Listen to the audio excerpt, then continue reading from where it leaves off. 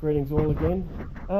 At one stage I may have mentioned that I'm going to use an electric water pump, and then I thought the water pump goes down there, and this is a 12 vane water pump, which looks like that.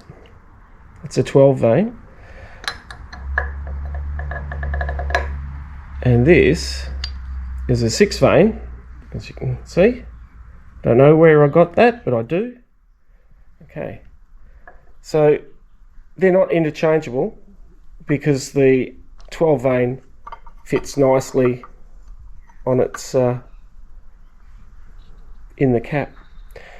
Now that little button there is what the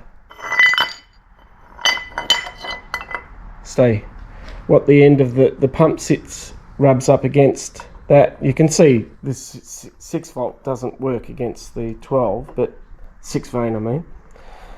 That's why you need to measure the gaskets that sit on here, so that there's a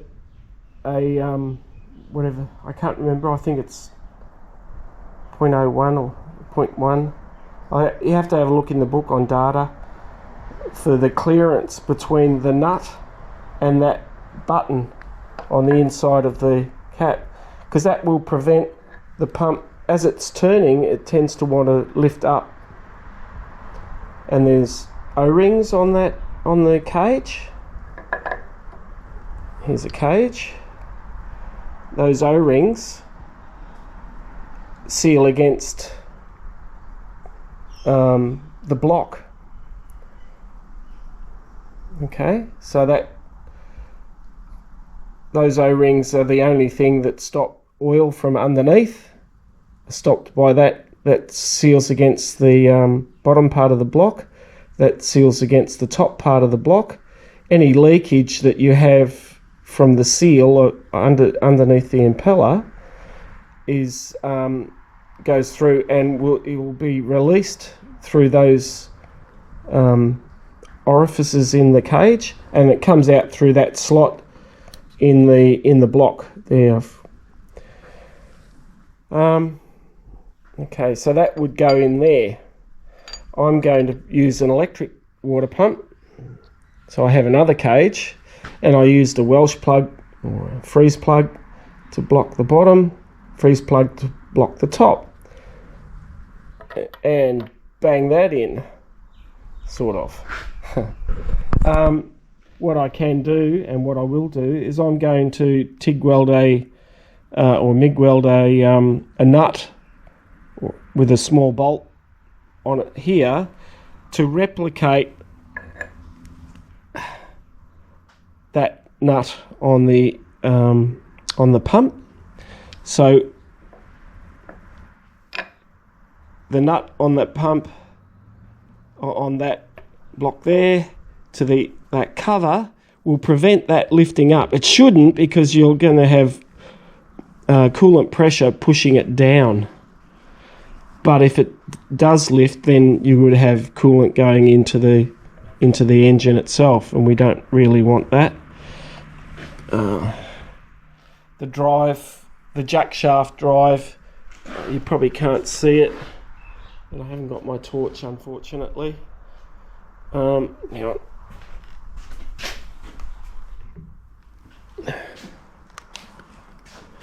You see that gear there? That is on the jack shaft, and that drives the water pump. And the gear on this side, down there, that's the other end of the jack shaft. That drives the distributor and the oil pump. I just thought I'm going to use electric water pump because I bought one and it works terrific on the road car, and I'll use it on the race car. Yeah. Anyway, I just thought I've got this, show you the difference between the 6 vane and the 12 vane. Not that there's not plenty of videos on YouTube about it, on the interwebs. But yeah, anyway, enjoy your day. Thank you. Bye. Just a quick follow-up on the water pump. This is the inlet from the bottom of the radiator, comes up into here. The water pump pumps it through the engine, out through off to the radiator out there, through the thermostat. Before the thermostat opens, to get the heater on a road car working, at the back of the head is, this one is a plugged one off a Dolomite because they had a different heating system, but I'm not running a heater in so I've put this on the race car. That would normally have a pipe there, and that would run ultimately into this low pressure part of the oil of the water pump through the inlet manifold, heats up the inlet manifold to prevent frosting and all of that sort of thing, part of the preheat. I just thought you might, I'll need to obviously plug that hole because I don't need that anymore.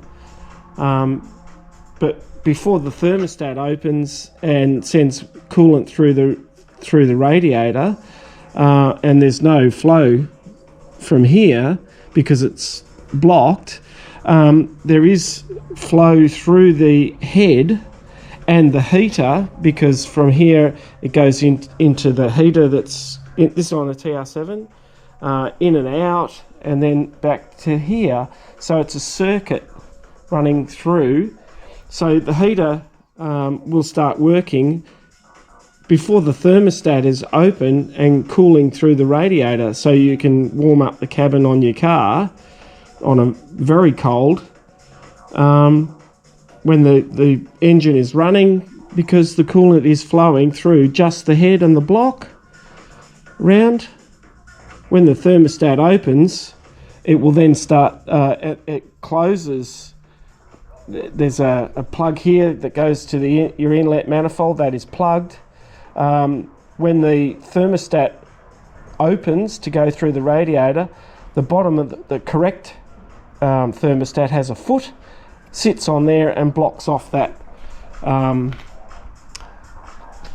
circuit just going around. If you put the incorrect thermostat, you compromise your cooling because you're not getting it through the radiator necessarily. A lot of it will just going through a circuit, take its least path of the least resistance, and so you need to have the correct thermostat. Yeah, I just thought I'd include this part of it. Hopefully that works, because yeah. Anyway, like I say, have a good day. Bye.